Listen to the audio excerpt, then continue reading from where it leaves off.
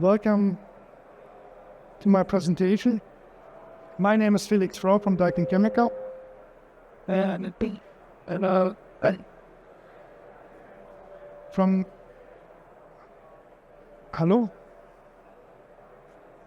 Ist eine Rückkopplung ist hier. Okay. So welcome to my presentation about safety requirements and legal framework. R-474A is low GWP refrigerant in RACHP applications. My name is Felix Frau. I'm from Daikin Chemical. So just a short look into the agenda. I will explain how refrigerant EU regulation has an impact for R-474A as a refrigerant for multiple applications, then the current development status, and last, the outlook. Okay, as we all know, regulations have an impact on the refrigerant development. We have the overarching framework of the European New Green Deal from 2019, and the main target, or one of the main targets, or first target, is that the EU shall become climate neutral to 2050. But if you look into the energy mix, we see that more than 70 or more than two-thirds of the energy is based on fossil fuels which emit CO2 when they are used. And if you look into the where the energy is used, we see that roughly 27% of the energy is used in households. And then the look from the households into the where the energy is used in the household, we see that more than 80% is used for heating. So if we summarize, we see that a huge portion of the fossil fuel is used for heating in households, and the conclusion is that electrical driven heat pumps are a key element for the climate neutrality in 2015 for the EU.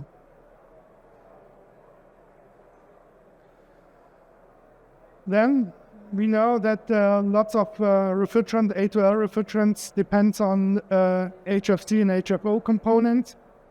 Typical A2L refrigerants are, for example, R32, but also R-454 series or R-455 series, and the last, the 454s and the R-455 series have a GWP roughly around 150. But we see also the new F-gas regulation, which came into place by March this year, and we see a drastic drop in the available quota compared to the old existing F-gas regulation to roughly 25% regarding the former F-gas regulation. And if we take a look where the quota is used, we see that that the vast majority of a big portion of the quota is used in equipment, and in the equipment we see that stationary equipment for comfort, cooling, and heating makes up to a real big portion of the quota used. And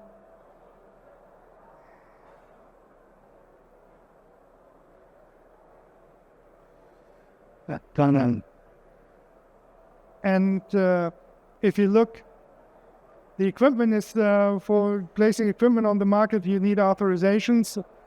And if you look into the bank of authorization, we see that the trend to using more authorizations is increasing. On the other hand, hallo, kann Sie die Rückkopplung rausmachen?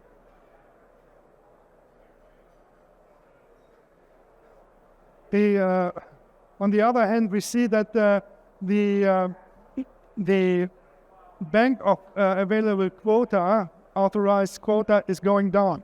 So there's a clear need for using refrigerants with a GWP rather down, we would say estimated they should be less than 10.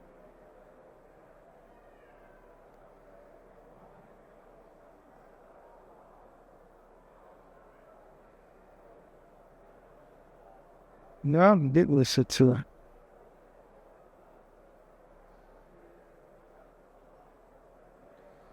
Wichstoffnis keer.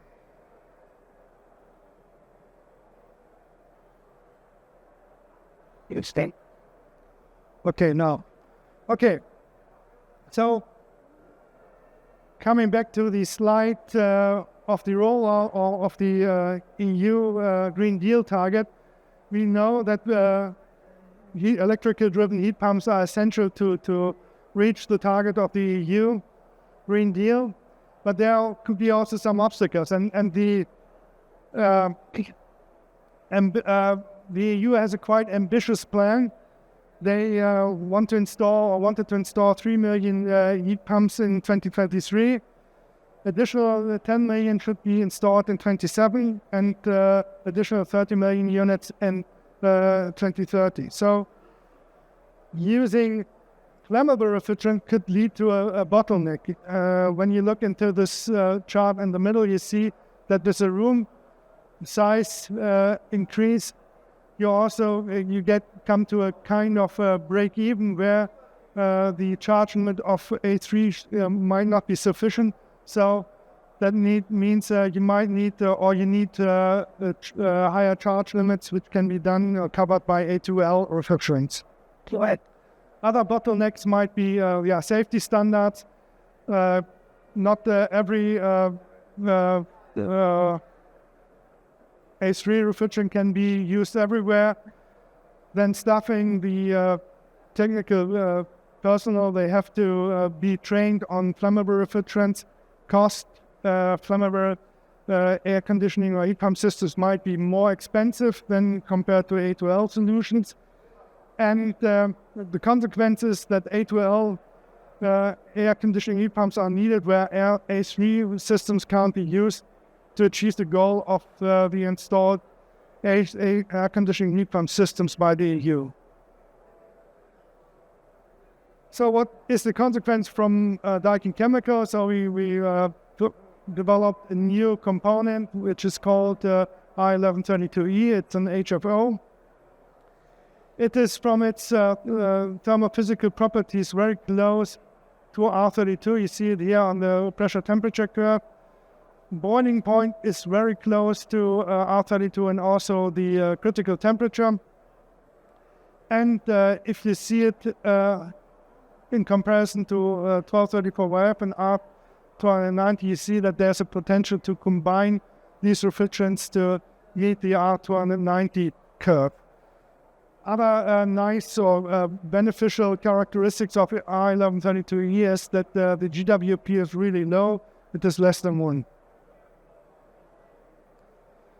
So we made some blends, or we created a blend out of the 1132E together with 1234YF. We created the R-474A, which is a combination of R-1132E and 1234YF with 23 and 77%. It is pressure temperature behavior is close to R454C and R290. And the main characteristic is that the R-474A has a safety class of A2L, and the GWP is less than 1. So where can this refrigerant can be applied?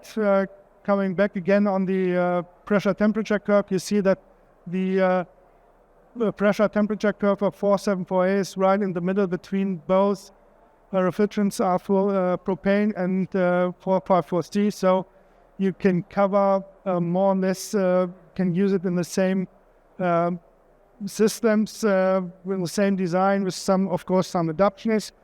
In general, it can be used in our RACHP applications and refrigeration systems, low temperature, medium temperature, which were designed for HFCs, HCFCs, and adapted to A2L refrigerants. Systems designed for A2L refrigerants, for example, 454C and 455A. So, of course, you have to adapt, make minor adaptations. And condensing unit, supermarket system, AC, and heat pumps indoor systems. So you have a broad application area. So with the comparison, we made some simulations, theoretical comparisons based on RefRob 10, and we make comparison in 3 scenarios. One for refrigeration at minus 30 degrees and variable condensing temperatures. We simulated also a AC mode with slightly elevated evaporation temperatures at 10 degrees and variable condensing temperatures. And heat pump mode, where we kept the condensing temperature constant at 60 degrees and variable evaporation temperatures. And yeah, the results from the COP now in the AC mode, well, in the refrigeration mode, we have the COPs are on the same range. Capacity-wise, we have slightly drawbacks with 474A, but on the compressing end temperature, we have the lowest compressing end temperatures, and maybe, I don't know, we haven't simulated this, but I think it may have space for internal heat exchangers or suction line heat exchangers. Then, for the AC mode, same assumptions, but at higher evaporation temperatures. The COP, we have an increase or a better COP behavior. The capacity is also slightly increased, better than propane in this case. And again, the compressing end temperature, the discharge temperatures are quite low, or lowest in comparison to the 3 solutions. Last but not least, the heat pump mode. From the COP, we have slightly disadvantages. The capacity is in the same range, and again, the compressing end temperatures are coldest, so are not that high as the other refrigerants. Capacity and performance simulation are one part. Of course, another important part are the material compatibilities. We made ASHRAE seal tube tests at different temperatures with different materials.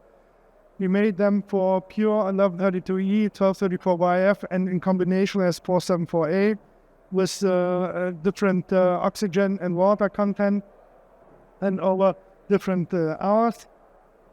So from the results, the 1132E is stable against heat, making a suitable, it's possible to use it on a long-term storage and operation of equipment. In combination with 1234YF, it behaves more or less like 1234YF. And 1132E is compatible according to the ASHRAE seal tube test. For elastomers and plastic materials, and we made a lot of tests.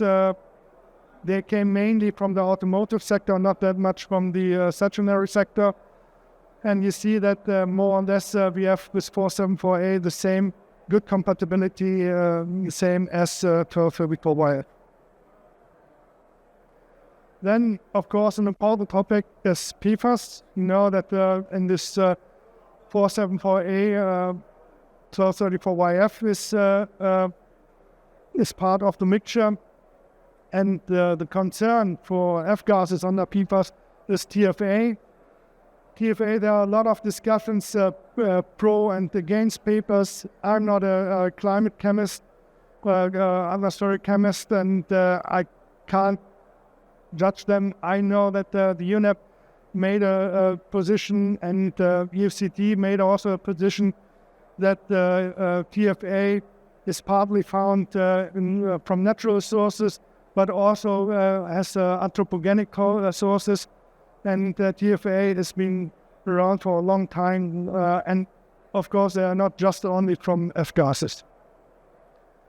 And as I said, 474A contains 1234YF. So 1234YF is in the EU under the PFAS scope. In the US, for example, not. 1132E is not under the PFAS scope. And F-gases are still under the evaluation by the ECHA under the RACHP and CEA committee. The discussed PFAS dossier allows derogations for applications when safety is a concern. For example, A3 refrigerants in some air conditioning heat pump uses in residential uses. So we see that propane is not applicable everywhere, and where it is not applicable, we think R-474A is a good alternative complying to the F-gas regulation and the tough targets of the EU Green Deal. So we as Daikin starts to study the feasibility of 474A